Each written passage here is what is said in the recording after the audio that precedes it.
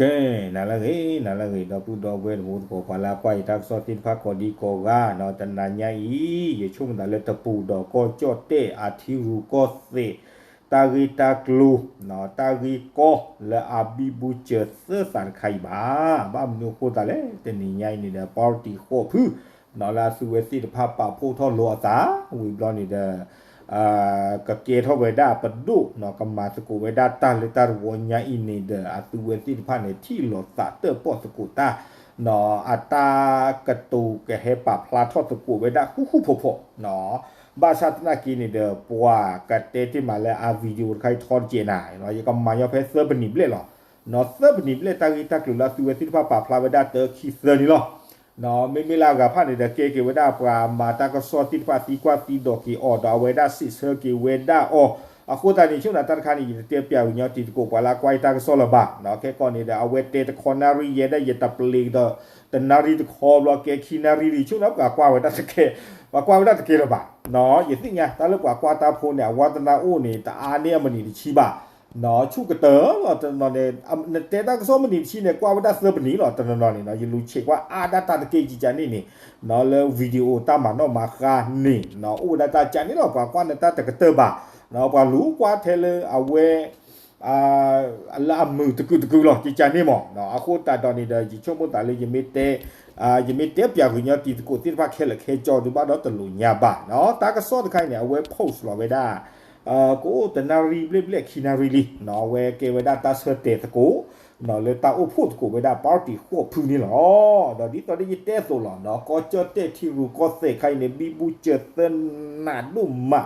nó lấy nhà yên nó tập lục ha này nó yên đã yên tu thọ bao giờ tu mua clone này yên lệ đồ ô chả nó nhà ba tập bu này bữa từ cái ô chụp hết đi khai mấy tên luôn lên đồ chả đồ bài khai lên đồ chả thì ta nó mì rồi nó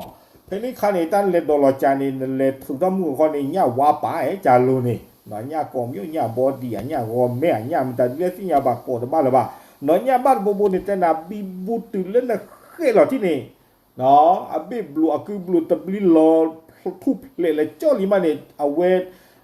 ปกติที่มาเลยนะเคยเราพูดถึงนี่ดีบ่าคนน่ะอีพลอชีพลอกะยาปานี่โคตาเนี่ยมาตาดิตอก็จอเตะตาเรโกคาคายนี่หรอเนาะก็ดูมาเคยเรากิตลอเคยเนาะตบลอละบาเนาะอันนอกก็นี่เด้อว่าแล้วอันนี้อากาเตอร์เด้อก็บ่แก่เราบ่ปดูเด้อเนาะ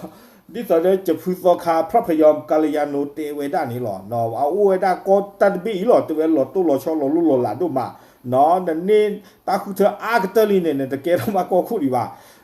ta khu ta quả trả nó khu này để kho luôn ta có ta kebi bu chợt sơ sa le ta số ta so thì ba pa lo khá với đa sa ta bắt to vì bắt to mà ta đi ta đây nhả lên nó khơi lo kiểu lên trả luôn ta nên nó blo là bàn ní nó ta lo cho là ta bảo khu ta đó ní thì nhảy này là party khu phư nó sự về có thì lo ta ô phụ tờ bỏ sự cố với đa vì lý nó hết thọ cái hệ bắp là thọ vậy đó nó ta út sát tin phá sú và mà ta cái số út này lo cáiไปกันเลยกว่าตะกูตะกี้สื่อมวลชนพี่น้องประชาชนที่เคารพรักทุกท่านครับผมนายแพทย์ชลน่านสีแก้วหัวหน้าพรรคเพื่อไทยสู้ปรามาตากระสอบเลยตาสิทธิภาคดีกว่ายาเนาะกสิทธราชลน่านสีแก้วดียังไม่เวดาเพื่อไทยปาร์ตี้โคพร้อมด้วยหัวหน้าพรรคและเลขาธิการพรรค8 พรรคร่วมจัดตั้งรัฐบาลคือดอปาร์ตี้และอากาศิลปะนุยพื้ข้อพื้ดอเพื่อไทยเนาะโคตาตอนนี้เด้อโคอันนาศิลปะเนาะผู้เปิดป้อสกูกับใครเนาะผู้ก็ฮู้พอลีกตูสกูตาบ้าขาดตาก็ฟอร์มเท่าไว้ได้ปดุละอัศตะพุยอะไรนี่หรอนะครับวันนี้เราจะขออนุญาตแถลงผลการประชุมร่วมกันนะครับแต่นี่ไงนี่แต่เวลาก็คืออะเควเนาะเลยตาก็ปะพลาท่อเวบ้าขาดตาเตอร์ป้อเพอปูกุยอินนี่เนาะคอมยอนนี่เด้อเทวดาผู้วิลีเนาะปตาเสเตติพานี่เนาะปก็คือกันหยาปรามาตาก็สอติพาเลยตาเกเฮปะพลาท่อนี่หรอของ8 พรรคร่วมที่ได้มาประชุมที่พรรคเพื่อไทยหลังจากที่พรรคก้าวไกลนะครับ โคเพื่อตัดเสเตลสุเวเฮอพูดกูไว้ได้เลยเพื่อไทยปาร์ตี้รูเนาะเลยออฟฟิศในฐานะที่เป็นพรรคแกนนำในการจัดตั้งรัฐบาลได้แถลงการแล้วส่งมอบภารกิจให้พรรคเพื่อไทยดอเตเวด้าเลยเพื่อปุกุยนี้เนาะก้าวไกลปาร์ตี้เลยประกอบไว้ได้ move forward party นี่เด้อสุเวสิพากระตูปะพลาทไว้ได้ลีเนาะไม่เตตากระตูเลินเดนี่พื้นนี่ดูชอบไว้ตนี่เลเวตนี่ละบ้าเนาะโคตรดอนนี่เด้อเอาไว้ล็อกกี้ไว้ได้ตาสูตากหมอเลยปาร์ตี้เนาะวิคีเดียมีไว้ได้เพื่อไทยปาร์ตี้แล้วก็ฟอร์มทอกี้ไว้ได้ประดูเลิกก้าวไกลปาร์ตี้อัลลอฮ์นี่หรอพรรคลำดับที่2เป็นแกนนำในการจัดตั้งรัฐบาลนะครับเราได้มาปรึกษาหารือร่วมกันถึงแนวทางทิศทางในการที่จะจัดตั้งรัฐบาลคู่นี่เด้อแต่เวลาพูดแต่นี่ยาอีเนาะปูผู้ปเตอร์ปอตะกูปกบ้ามาจ้าเลคอเลเนาะปูเกลเซคือกลัวคือเกลเนาะที่สุดเด้อปกันนี่บ้าปดูลาซอลาชัวคลีนี่เพื่อให้ได้มาซึ่งรัฐบาลของฝ่ายเสรีประชาธิปไตยนะครับและดิโตดอปกันนี่บ้าปดูเลอาเปรโดตาสบลีในที่ประชุมนะครับก็มีมตินะครับที่จะขออนุญาตนำเรียนต่อพี่น้องสื่อมวลชนผ่านไปยังพี่น้องประชาชนนะครับคนนี้ปตาที่เราสาดอพูดกูเลยเป็นยังไงเนาะปูอุดกูดอตาเสเตวิลีเนาะคนตานี่เดสากดูสิญาเนาะปลามาตากสอสิผ่านนี่หรอเรื่องที่1ครับในการประชุมรัฐสภาในวันที่27กรกฎาคมซึ่งท่านประธานรัฐสภาได้บรรจุระเบียบวาระนะครับในการพิจารณาให้ความเห็นชอบบุคคลซึ่งสมควรได้รับแต่งตั้งเป็นนายกรัฐมนตรีเจเวดาเนาะแพ้คิชินุยซอลาจุไลเลอักตุอีนี่เนาะบลอปราเปลอสินนอนี่เนาะเอาเวอุดอตากลือเลกบ้าคือเธอทอเวดากอคู่กอนนะเซบลอตบลอตามรัฐธรรมนูญมาตรา272ที่ประชุมดิโซดอลีตาสุตาซอคิยานุยชิคีปะปนอขาเวดาสุนะครับมีมตินะครับให้พรรคเพื่อไทยนะครับส่งผู้ซึ่งสมควรได้รับการแต่งตั้งเป็นนายกรัฐมนตรีอยู่ในบัญชีรายชื่อของพรรคเพื่อไทยคนนี้เทวดาเต้าพูดตบลอใหญ่ตากิเตอร์ขานี้เนาะปเวดาเพื่อไทยนี้เป็นนิบาตาขวยตายาเลอเอาเวดาเก้าไกลปาร์ตี้เลอประกาศเชื่อท่อเวดาปัวเลออักเรโดโกคุอามีเนาะคอมยอนนี่เดประกาศเชื่อท่อปัวเนาะเลอปะปาเป็นนอกาอามีเลอกเกตบาโกคุนี่เนาะเป็นผู้ได้รับการเสนอชื่อนะครับโดยพรรคก้าวไกลจะเป็นผู้เสนอชื่อให้กับทาง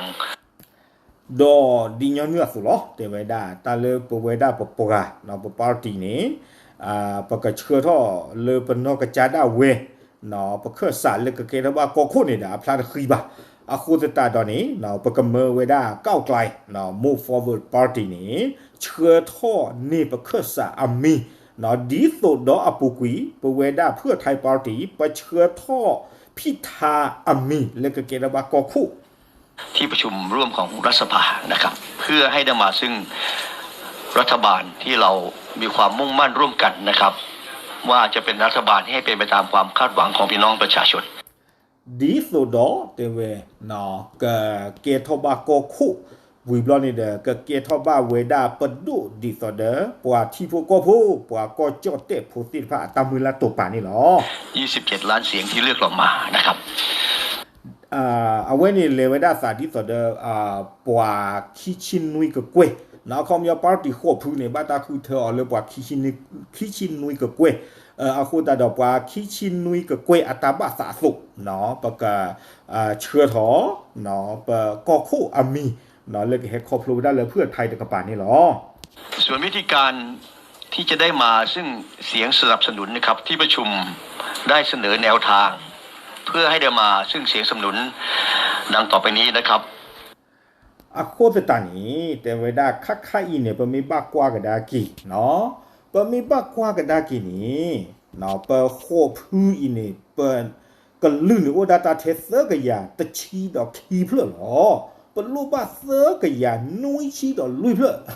อะโคสตานี่เนาะตัดใครมีตากอดูมาเนาะมีตากอดูมาอะโคสตาดอนเนี่ยปกบ้าหาคือปรา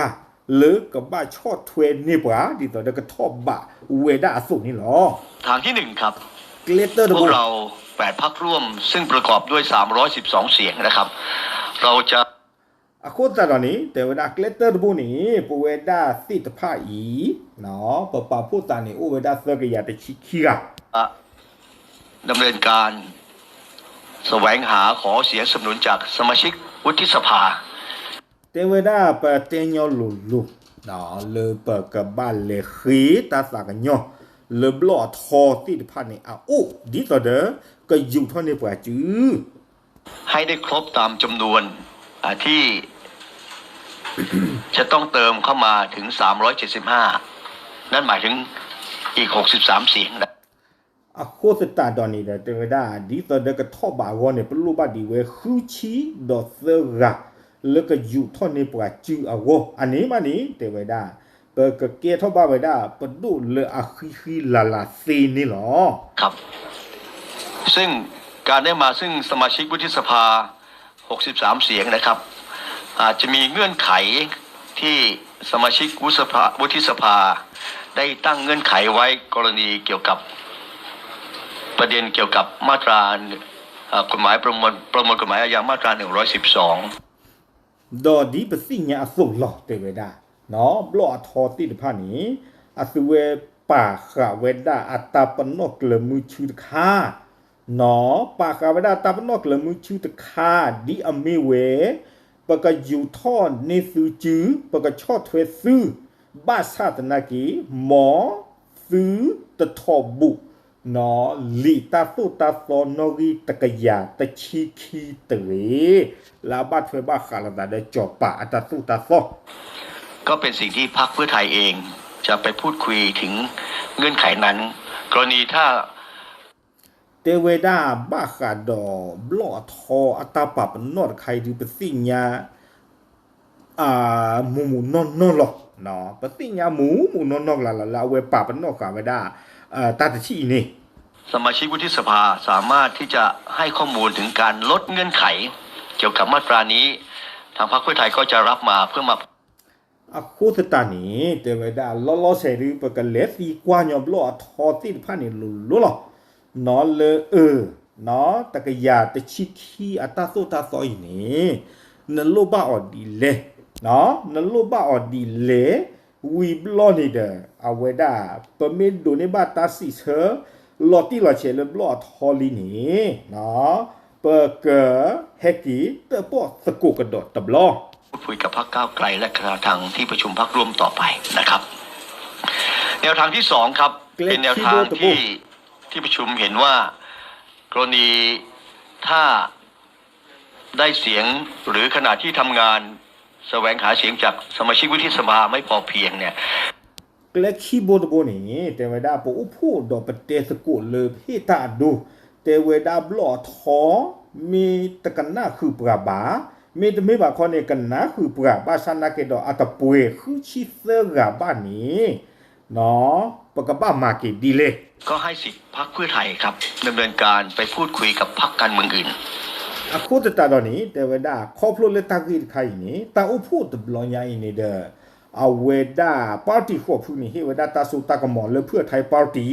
เลกันเลกตุสกุตาดอปาร์ตี้ลาตะเมควบคือบาติภาคกล้าไปพูดคุยกับพรรคการเมืองอื่นนะครับได้ตามที่พรรคเพื่อไทยเห็นควรเลเคยทักษะกันยอเตญอลุเนาะแพ้เพื่อไทยที่เวดาเลอักรดออักริกเตอร์เพื่อให้นำมาซึ่งเสียงสนับสนุนจากสมาชิกสภาผู้แทนราษฎรในฝ่ายของสภาผู้แทนราษฎรนะครับอะโคตาตอนนี้เดดิสอเดอเวดานอริกเปรเนาะเซกยานุชิเยอาวอนี่เนาะปกบ้าเลขีเนาะตาฝากกันยอเลปาร์ตี้ละจะไม่ควบคือบาไกลนี่หรอซึ่งพรรคการเมืองที่จะไปพูดคุยเนี่ยทางที่ประชุมให้เป็นเสรีภาพของพรรคเพื่อไทยนะครับที่จะได้พิจารณาดำเนินการอะโคตตาตอนนี้เนาะปาร์ตี้เลกันเลกตุสกูตาดอ เนาะแต่เลือดไม่ตาโคพื้บากลานี่เนาะตาโคพื้บากลานี่ที่เวดาเลที่เวดาตาสบลีเนาะเลเพื่อไทยปาร์ตี้นี่หรอเนาะก็บ้านเลกตู่เวดา